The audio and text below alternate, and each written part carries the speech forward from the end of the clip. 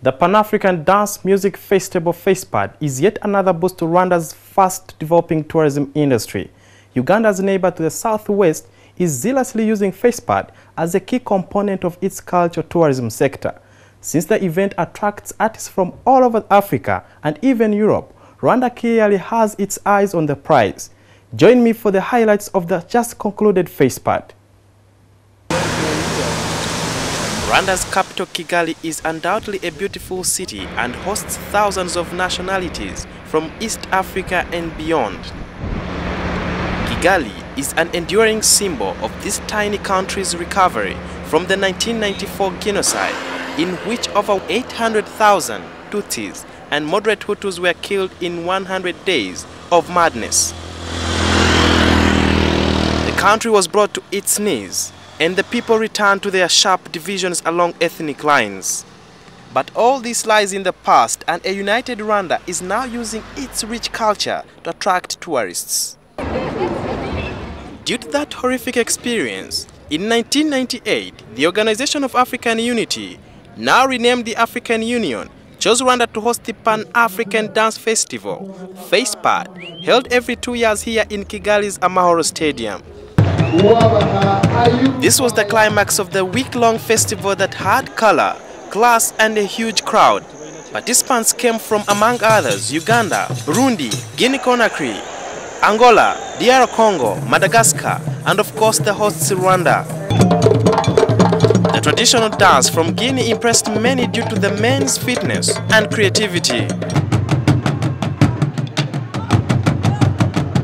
Then time came for Burundi, which has a lot in common with Rwanda. Drumming is a key aspect of Burundi's cultural dance, which comes with a lot of energy, art, and passion. Rwanda's former colonial master France was among the Western countries at the festival. The French displayed modern dance styles. This team of 3 from Madagascar showcased unique tap dance-like beats, but many here seemed unimpressed.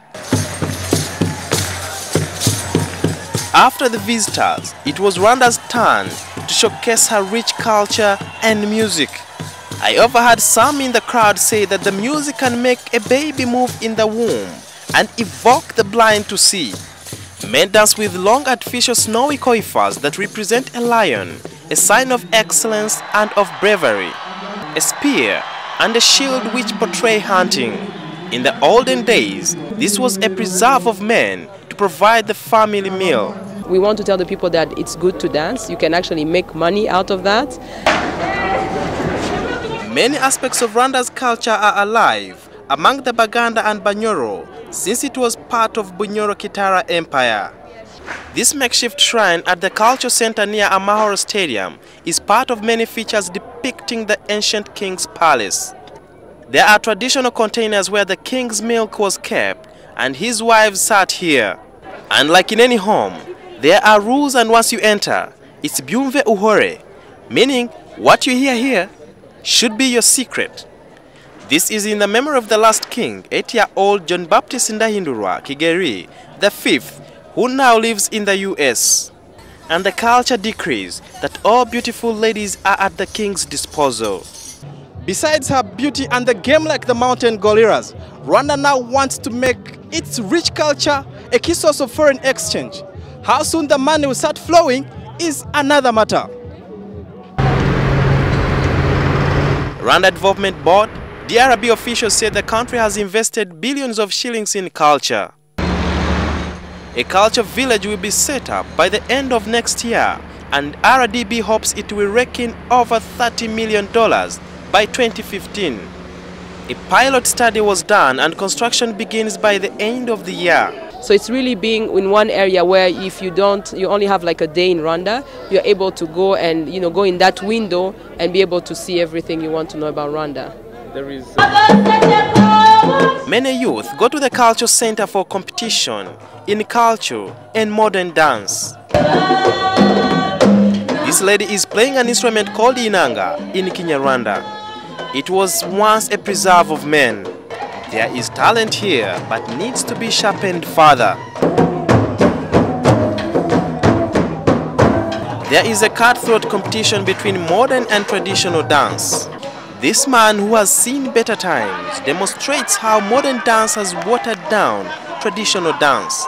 Natty Dread, a popular reggae musician here, believes that his music genre is the way to go for Rwanda. But I feel like the Rwandese of today are like a photocopy, fourth generation from the Rwandese, how they used to be before. Several African artists took part in the festival.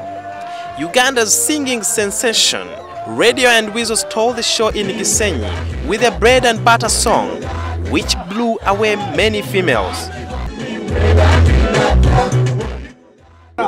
Popular Nigerian singer Debanj was also here in full force. That same thing I said before about unity, looking at ourselves and appreciating ourselves. I'm telling you, the sky is the limit. Debanj's Fall in Love song was a sort of ladies' anthem. Many of them jumped on stage and pronounced themselves single.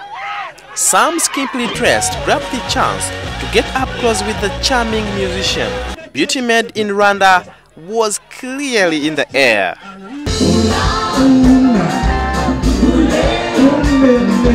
The Kassav Francophone Zouk music group formed in 1979 in Paris, who also claimed to be the founder of Zouk music, impressed many with their oldie, Ule Ule. Almost everyone was literally on their feet at Amahoro Stadium when this song was played. This Zouk was clearly the icing on the cake of the week-long FESPAD event. Long live Rwanda, as many of the citizens often say with pride.